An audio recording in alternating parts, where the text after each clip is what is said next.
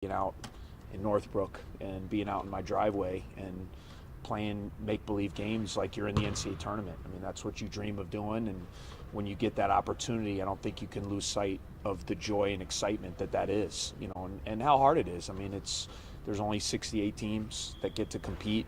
You look at a lot of teams that wish they were there, that are really good, that don't get out that opportunity. And so our guys are excited. They're fired up. They're ready to go. I think because a number of our guys have experience playing last year, they'll be excited to be there again.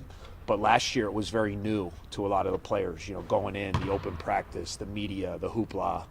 A lot of our main guys had a chance to play in that last year and kind of get a chance to be a part of that. So although it'll continue to be exciting, I think it'll be the experience factor. Hopefully it'll help us as we head into Friday. That was going to be my question. How valuable is that experience? I mean, last year, some of the unknown kind of pays off. You don't know what you don't know. Right. But now that you do, how does that change even the approach? Well, I think you hopefully use it to your advantage, kind of knowing, like you said, last year, I mean, I knew, some of the coaches knew, but none of the players kind of knew what it meant. Like, we're traveling today and we'll get up to New York, and kind of once you get there, that's when you really feel it. You get to your hotel and there's March Madness stuff everywhere. You go tomorrow to the arena and you do the media and the open practice, and you kind of get a feel, man, this is big time. And so I think the fact that, obviously Brooks and Boo and Nick Martinelli, and some of our older guys, Ryan Langborg, played in the Sweet 16 last year. So those guys, Blake Preston, even as our big guy, he played at Liberty, and they played 1 year his freshman year. So I think hopefully that experience will help us. What kind of leader do you see Boo being in this moment specifically? Like, how do you see him talking to the team about this moment? Yeah, I mean, his leadership this year has been incredible. And as a coach, when you have a dynamic leader like that, it really helps, take a lot off my and my staff's plate. Like I've said, you can have a chance to have a really good year when the coach never has to worry about attitudes, focus, is everybody all in? And I mean, and that's a testament to Boo. Even when we got named that we were going to be in the tournament, the way he's talked to our guys these last couple days, and about the importance and how we need to lock in and have a couple good practices. And because you get to this point of the year, we've had over 100 practices, right? So I mean, it's just human nature for guys to, hey, I don't really want to practice that much anymore. I want to play. But we've had some spirited practices. The intensity's been good, the energy's been good, and it's the leadership of our team, and especially Boo, just his voice. He gives confidence. I think that's what a great player does. I remember for me, when I was in college, my first couple years, I played with Grant Hill.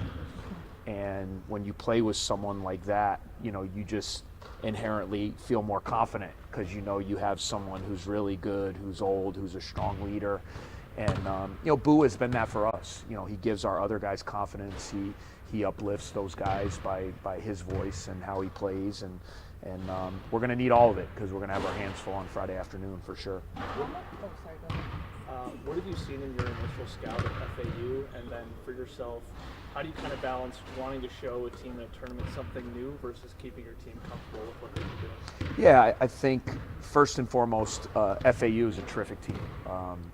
They have their whole team back from a team that went to the Final Four. So, that experience alone, and I'm sure a team like that, like I've been a part of a few teams in the past, not so much here because it's our first time going back to back, but I'm sure for a lot of their guys too, you have a run like that and you go to the Final Four, you want to fast forward back to the tournament, and they're here now. They've done the work, they've gotten here, and they'll be very confident. They're very balanced. The emergence of their big man, Golden, he as a 7-foot center this year, he's a much improved player than he was last year. But their guards, run the show for them. Janelle Davis is a terrific player, Elijah Martin. They have old guys, Gaffney played at UConn, Greenlee, these guys, Nick Boyd, these guys are all really good players. They have athleticism. They spread the floor with 4 guards, and then they have a dominant big man inside. So we're going to have our hands full with that. And then in regards to what you're saying, I think you have to stay true to who you've been the whole year. But that being said, we've had some practice times. So, maybe a few wrinkles offensively. Maybe if obviously our depth isn't great. So we've had to be, in terms of practice time, things like that, you got to be mindful. But I think coming into a tournament, you have to maybe have a few wrinkles here and there. And quite honestly, it's a little not easier, but you're playing a team that hasn't seen you play. Like when you get into your league, everybody knows each other so well. I mean, like in the Big Ten, it's so well scouted. We play a lot of the teams twice. Like you have to almost have more wrinkles during the Big Ten season because of the scouting component. Now in the NCAA tournament, you're playing teams that are trying to get to know you in 3 days off of film and making phone calls and things like that. So I think the main thing is you got to stay true to kind of who you are and what you've been to get to this point. Is there any update officially on Matt Nicholson's availability? Yeah, Matt is not going to be able to play. That's unfortunately, Matt is dying because he wants to be out there with his teammates. It's just as we talk to the medical team, gauging where he's at with his pain, and just all things considered, he's going to be out. And I hate it for Matt, just like I hate it for Ty. You have two guys who are seniors that have worked so hard and are such integral part of our team that they don't get a chance to play, on the biggest stage. But he'll be with us, Ty will be with us, and we're going to need their voice and their leadership to be able to help us out. But, unfortunately, Matt's going to be out this weekend. And with his absence, does that kind of open the door for, or I should say, have you considered with kind of Golden spot streak maybe going to Nick at the 5 more? Yeah, we played that lineup. We didn't play that lineup as much in the Wisconsin game, but we have, because of just sheer bodies on the front line, I think we have to be ready, based on how the game is going, based upon foul trouble, where we might have to go small a little bit. So we have practiced that. We played it a little bit in the last couple games when we've needed to. So yes, that's definitely an option if we have to go to a smaller lineup. Actually, sorry, one more for me. How much do you reference your experience in college with the guys, like Storytell, I don't know, drop down? Yeah. No, I think I do a little bit. I try to. I mean, I've been really lucky in my life to be a part of NCAA tournaments, Final Fours, things of that nature, Olympic teams. Right. So, I think for guys to kind of, not so much for me to talk about, but just great players, and how they approach things, how great teams, been fortunate to be a part of some great teams that have had great leadership, and to kind of talk about that a little bit, what the makings of those type of teams are to help our guys, so, it's not a daily occurrence.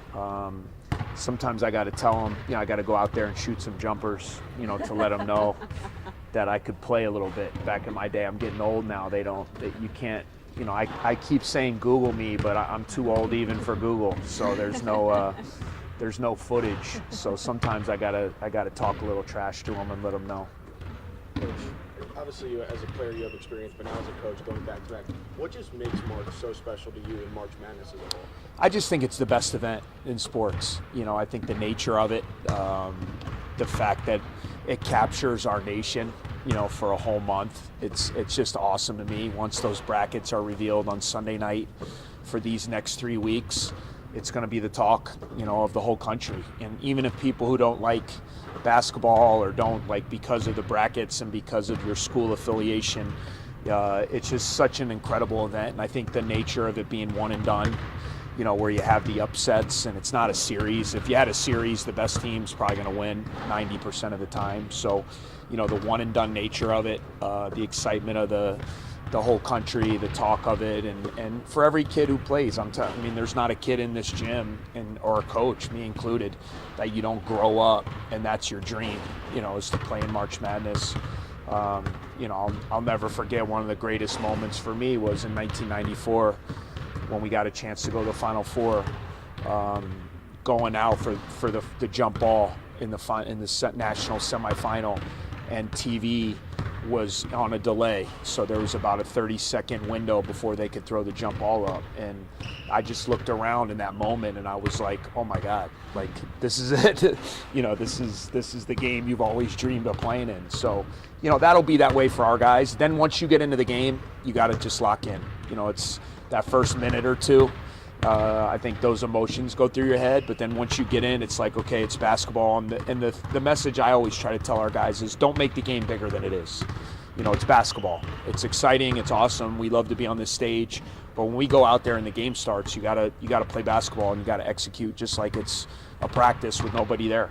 Would expanding the field ruin that? I don't know. I mean, I'm a historian. You know, it's still hard for me with conference people changing conferences, and I mean, it's still hard for me growing up. I mean, for all those years being in the ACC, having Maryland, you know, in the Big Ten, just because of the old rivalries with Duke, and so. But it's part of sports. It's what's happening. You got to evolve.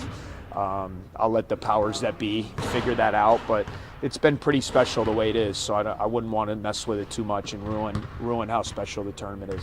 There was some buzz on social media yesterday. You picked Babyface as Yeah. your favorite artist. Why are you laughing, Matt? I was. I'm a 90s R&B guy, so people can say that I was lying or that was made up. That was actually true. The writer reached out to me, said he was doing a piece, and all the tournament coaches, and Baby, that's my guy, man. I like his music, but also people don't understand he wrote a lot of Boyz II Men, a lot of Bobby Brown, Tevin Campbell. So I mean, I'm 90s R&B, so that's my guy. Try to get any of the guys on board? Oh, the guys know. They know. They're into this new stuff. So there's a lot of arguments about, you know, where music was during our time versus their time. So I think they're good with it. I mean, I'm proud. I'm not ashamed. I'm gonna roll with it, and it's true. So. My wheelhouse. Yeah. That's my wheelhouse. Yeah. Thank you guys. Thank you. Yep. Thank you.